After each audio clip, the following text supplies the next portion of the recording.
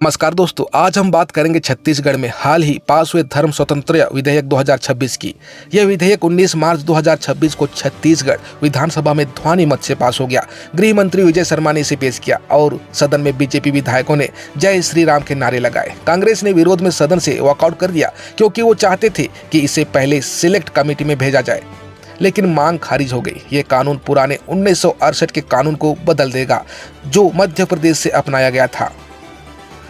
दोस्तों, सरल भाषा में समझते हैं ये कानून क्या है, क्यों लाया गया, क्या प्रावधान है और सबसे ज्यादा इसकी कमियां क्या है। ये विधेयक क्यों लाया गया? सरकार का कहना है कि राज्य में खासकर बस्तर जैसे आदिवासी इलाकों में कुछ लोग जबरदस्ती, लालच, धोखे या डिजिटल तरीके से धर्म बदलवा रहे हैं, जैसे पैसे, नौकरी, फ्री इलाज, स्कूल, शादी का वादा या झूठ बोलकर। चंगाई सभाओं में भी ऐसे आरोप लगते हैं। सरकार कहती है कि इससे समाज में तनाव बढ़ता है और लोगों की अपनी मर्जी से धर्म चुनने की आज़ादी छिन जाती है। इसलिए अवैध धर्मांतरण रोकने के लिए ये कानून जरूरी है। क्या प्रावधान क्या है? धर्म बदलवाने के गलत तरीके क्या हैं? जबरदस्ती करना, लालच देना, पैसे, नौकरी, फ्री स्कूल, फ्री इलाज, शादी का वादा, धोखा देना या झूठ बोलना, दबाव डालना, मानसिक या सामाजिक, सोशल मीडिया, व्हाट्सएप, फेसबुक या कोई डिजिटल तरीके से। अगर कोई इनमें से किसी तरीके से धर्म बदलवाए तो वो गलत है और सजा होगी। धर्म बदलना चाहते हो तो क्या करना पड़ेगा? पहले जिला मजिस्ट्रेट डीएम साहब को लिखकर बताना होगा मैं अपना धर्म बदलना चाहता हूँ। ये जानकारी डीएम की वेबसाइट और गांव शहर में लगाई जाएगी।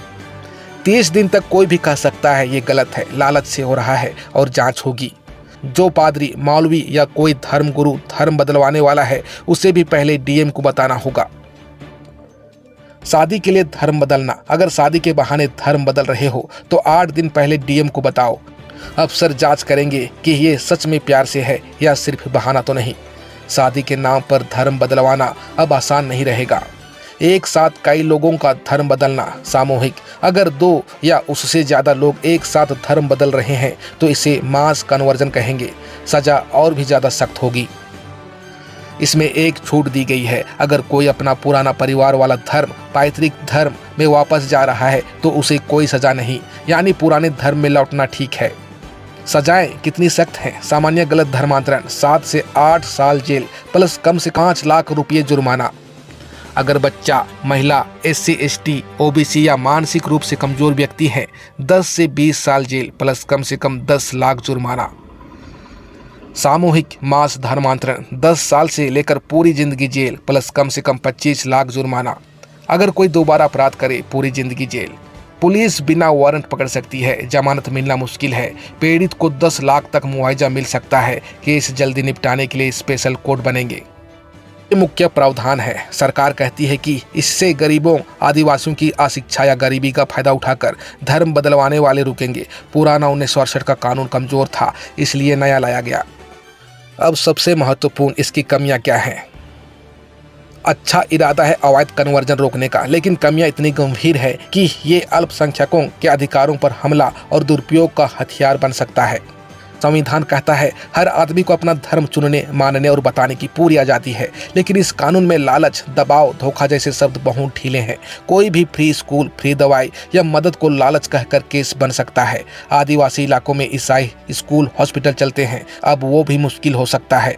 एक तरफा लगता है। अगर कोई पुराने परिवार वाले धर्म में वापस जाता है, जैसे हिंदू में लौटना, तो कोई सजा नहीं, लेकिन दूसरे धर्म में जाना बहुत सख्त। लोग कहते हैं ये हिंदू को आसान और दूसरे धर्मों को मुश्किल बना रहा है। अल्पसंख्यक ईसाई मुस्लिम पर ज्यादा असर पड़ेगा। झूठे केस बनाने का डर। पुलिस और डीएम को बहुत ताकत। कोई भी झूठ बोलकर शिकायत कर दे ये पादरी लालच दे रहा है तो पकड़ लिया जाएगा। जमानत मिलना मुश्किल, महीनों जेल में रहना पड़ सकता है। दूसरे राज्यों में ऐसे केस हो चुके हैं जहां बेकसूर लोग फंसे। सच्चे से धर्म बदलने में भी परेशानी। 30 दिन तक नाम सबको पता चलेगा। गांव में चस्पा, वेबसाइट पर परिवार पड़ोसी ताने मारेंगे, दबाव डालेंगे। शादी के लिए धर्म बदलना तो जांच, शादी रुक सकती है। सोशल मीडिया पर धार्मिक बात भी खतरे में। ये आज़ादी नहीं, डर लगता है। सजा बहुत ज्यादा।